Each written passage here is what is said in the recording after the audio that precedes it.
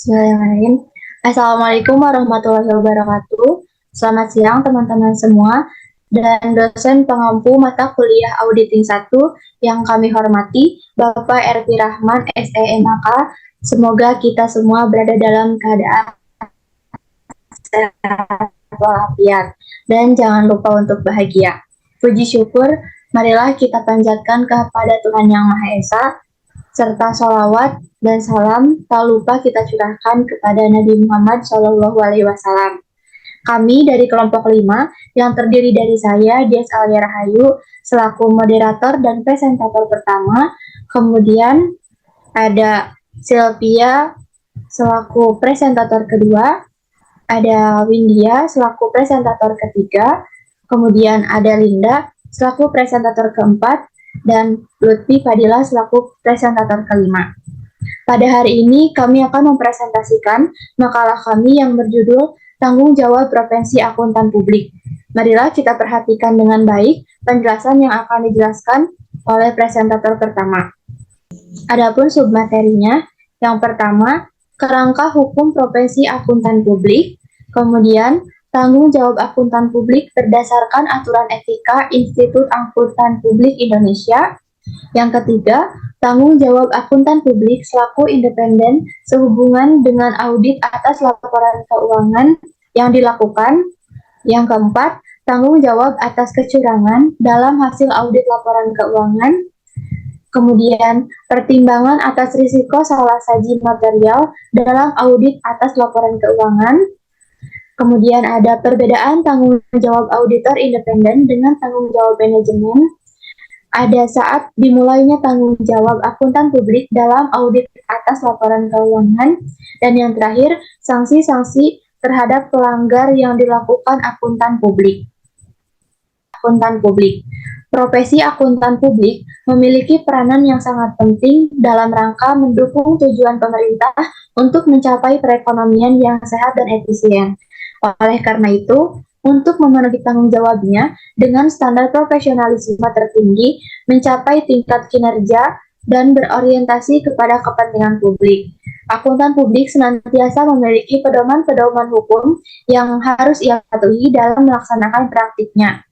Kerangka hukum yang ada juga berfungsi untuk menjadi pagar bagi seorang akuntan publik untuk dapat bertanggung jawab dalam melaksanakan praktiknya, di mana dalam ketentuan hukum tersebut mencakup juga mengenai sanksi yang akan diberikan kepada akuntan publik apabila melanggarnya. Adapun ketentuan-ketentuan yang wajib dipatuhi oleh akuntan publik antara lain yaitu Kode Etik IAI, Standar Profesional Akuntan Publik, dan Peraturan Menteri Keuangan Nomor 17 Tahun 2008 tentang Jasa Akuntan Publik. Peraturan ini dikeluarkan karena terdahulunya dianggap tidak memadai lagi untuk mengatur mengenai jasa akuntan publik saat ini. Kemudian, materi selanjutnya akan dijelaskan oleh presentator kedua. Kepada Sylvia, disilakan. Tanggung jawab akuntan publik berdasarkan aturan etika Institut Akuntan Publik Indonesia. Pengaturan mengenai tanggung jawab akuntan publik merupakan hal yang penting sebagai suatu profesi yang telah mendapat pengakuan dan dipercaya oleh publik. Haruslah diberikan suatu pedoman mengenai tanggung jawab yang diembannya sebagai suatu profesi.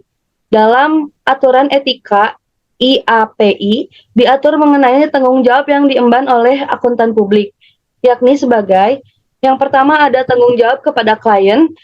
Yang pertama ada informasi klien yang rahasia. Anggota KAP tidak diperkenankan mengungkapkan informasi klien yang rahasia tanpa persetujuan dari klien.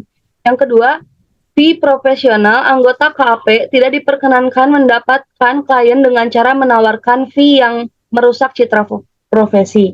Yang ketiga, anggota KAP tidak diperkenankan untuk menetapkan fee kontijen apabila penetapan tersebut dapat mengurangi independensi. Yang kedua, tanggung jawab pada rekan seprofesi. Yang pertama, ada tanggung jawab kepada rekan seprofesi.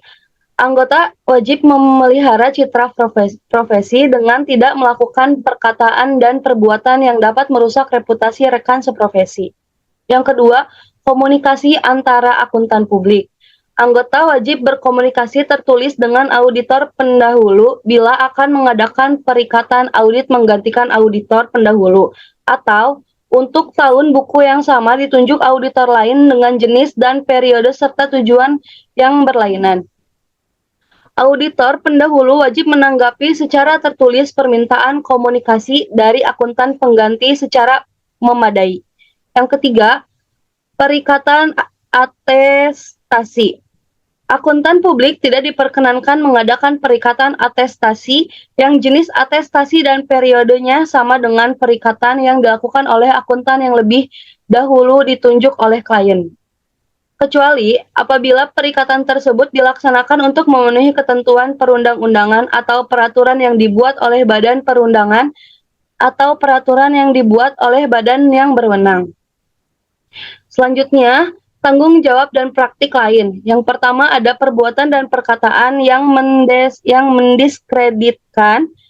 Anggota tidak diperkenankan tindakan atau mengucapkan perkataan yang mencemarkan profesi. Yang kedua, iklan, promosi, dan kegiatan pemasaran lainnya.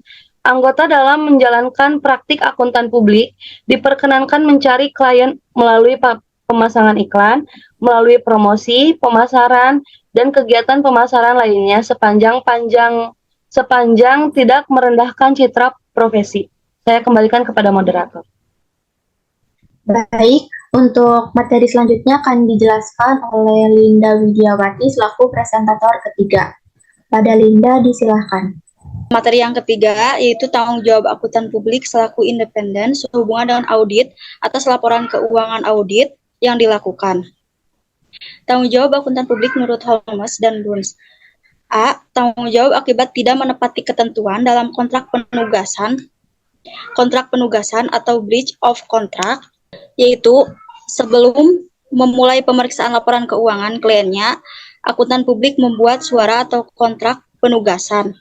Yang B, tanggung jawab untuk kelalaian atau negligence, yaitu kelalaian merupakan tindakan akuntan publik yang tidak berhati-hati dalam tugasnya sehingga menyebabkan kesalahan dalam laporan akuntannya. Yang C, tanggung jawab sesuai dengan ketentuan lembaga terkait. Salah satu contohnya adalah Badan Pengawas Pasar Modal, Lembaga Keuangan atau Bapepan LK yang memiliki aturan tersendiri berkenan dengan pelaksanaan profesi akuntan publik di pasar modal. Yang keempat, ada tanggung jawab atas kecurangan dalam hasil audit laporan keuangan. Kecurangan merupakan konsep hukum yang luas. Kepentingan auditor berkaitan secara khusus tindakan kecurangan yang berakibat terhadap salah saji material dalam laporan keuangan. Faktor yang membedakan antara kecurangan dan kekeliruan adalah apakah tindakan yang mendasarinya yang berakibat terjadinya salah saji dalam laporan keuangan berupa tindakan yang disengaja atau tidak disengaja. Ada dua tipe salah saji yang relevan dengan pertimbangan auditor tentang kecurangan dalam audit atas laporan keuangan, yaitu A. Salah saji yang timbul dari kecurangan dalam laporan keuangan, yaitu salah saji atau penghilangan secara sengaja jumlah atau pengungkapan dalam laporan keuangan untuk melebihi pemakai laporan keuangan, seperti manipulasi, pemalsuan, atau perubahan catatan akuntansi. Yang B, salah saji yang timbul dari perlakuan tidak semestinya terhadap harta, yaitu salah saji yang berkaitan dengan pencurian harta entitas yang berakibatkan laporan keuangan tidak disajikan sesuai dengan prinsip keakuntansi yang berlaku umum di Indonesia. Baik, materi selanjutnya akan dijelaskan oleh Windia selaku presentator keempat. Kepada Windia, dipersilakan. Baik, selanjutnya ada pertimbangan atas risiko salah saji material dalam audit atas laporan keuangan. Dalam merencanakan suatu audit, auditor harus secara khusus menaksir risiko salah saji material dalam laporan keuangan sebagai akibat dari kekurangan dan harus mempertimbangkan taksiran risiko ini dalam mendesain prosedur audit yang akan dilaksanakan. Pertimbangan tentang risiko salah saji material sebagai akibat dari kecurangan dapat berdampak terhadap audit melalui cara berikut ini. Yang pertama yaitu ada skeptisme profesional. Penerapan kemahiran profesional mensyaratkan auditor untuk menggunakan skeptisme profesional, yaitu suatu sikap yang mencangkup pikiran bertanya dan penentuan secara kritis bukti audit. B. Penugasan personel. Pengetahuan, keterampilan, dan kemampuan personel yang dibebani tanggung jawab perikatan signifikan harus sesuai dengan penaksiran auditor atas tingkat resiko perikatan. C. Prinsip dan kebijakan akuntansi. Auditor dapat memutuskan untuk mempertimbangkan lebih lanjut pemilihan dan penerapan kebijakan akuntansi signifikan yang dilakukan oleh manajemen. Dalam hal ini, auditor mungkin lebih berkepentingan terhadap apakah akuntansi yang dipilih dan kebijakan akuntan yang dipakai telah diterapkan dengan cara tidak semestinya untuk menghasilkan salah satu material dalam laporan keuangan. Dan yang terakhir yaitu D. Pengendalian. Bila risiko salah saji material sebagai akibat dari kecurangan berkaitan dengan faktor risiko yang memiliki implikasi dalam pengendalian, kemampuan auditor untuk menaksir risiko pengendalian di bawah maksimum dapat berkurang. Namun, hal ini tidak dapat menghilangkan kebutuhan auditor untuk memperoleh pemahaman tentang komponen pengendalian internal entitas yang cukup untuk merencanakan audit. Sifat-sifat dan luasnya prosedur kemungkinan perlu dimodifikasi dengan berbagai cara berikut ini. A. Sifat prosedur audit yang dilaksanakan kemungkinan perlu diubah untuk memperoleh bukti yang lebih andal atau untuk memperoleh informasi penguat tambahan. B. Saat dilaksananya pengujian substansif, mungkin perlu diubah mendekati atau pada tanggal neraca. C. Luasnya prosedur audit yang diterapkan harus mencerminkan taksiran risiko salah saji material sebagai akibat dari kecurangan. Selanjutnya yaitu ada perbedaan tanggung jawab auditor independen dengan tanggung jawab manajemen. Hal utama yang harus dipahami adalah laporan keuangan merupakan tanggung jawab manajemen, sedangkan tanggung jawab auditor adalah untuk menyatakan pendapat dan atas laporan-laporan keuangan. Manajemen memiliki tanggung jawab untuk mengadopsi kebijakan akuntansi yang sehat, menyelenggarakan pengendalian inter yang memadai, serta membuat berbagai penyajian laporan keuangan secara wajar. Tanggung jawab manajemen atas kewajaran penyajian laporan keuangan berkaitan dengan hak istimewa sebagai pengungkapan yang mereka anggap penting untuk disajikan, di mana manajemen mengetahui dan mengendalikan secara langsung berbagai transaksi entitas dan aktiva utang dan ekuitas lain sehari-hari dari perusahaan. Selanjutnya yaitu ada auditor. Auditor diizinkan untuk memberikan saran tentang bentuk dan isi laporan keuangan atau membuat draft laporan keuangan, seluruhnya atau sebagian. Berdasarkan informasi manajemen, dalam pelaksanaan audit, walaupun manajemen yang memiliki tanggung jawab dalam mempersiapkan laporan keuangan tersebut, beserta catatan atas laporan keuangan yang menyertainya, namun tanggung jawab auditor hanya terbatas pada pernyataan pendapatnya atas laporan keuangan tersebut. Baik, materi selanjutnya 7. Saat dimulainya tanggung jawab akuntan publik dalam audit atas pelaporan keuangan. Tanggung jawab akuntan publik terhadap laporan keuangan adalah untuk memberikan pernyataan pendapatannya atas laporan keuangan. Akuntan publik berkewajiban untuk memberikan pendapatan terhadap laporan keuangan, dimulai di saat dia telah mendapatkan kesepakatan dengan kliennya untuk melaksanakan jasa audit atas pelaporan keuangan. Namun untuk menegaskan kesepakatan tersebut pada umumnya dilaksanakan dengan mempergunakan surat penguasaan atau surat penugasan ataupun yang dikenal dengan surat perikatan audit. 8. Sanksi-sanksi terhadap pelanggaran-pelanggaran yang dilakukan akuntan publik. Pada pasal peraturan Menteri Keuangan, ini mengatur mengenai sanksi-sanksi yang dapat dikenakan pada akuntan publik apabila melanggar ketentuan, yaitu A. Sanksi peringatan. Sanksi peringatan ini dikenakan terhadap pelanggaran yang ringan. Biasanya berhubungan dengan pelanggaran yang bersifat administratif ataupun pelanggaran-pelanggaran terhadap pasal 40.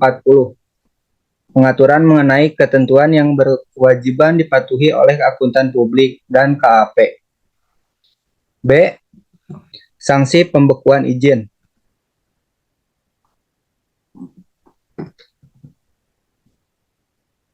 Sanksi pembukaan izin, sanksi ini dikenakan terhadap pelanggaran yang termasuk dalam taraf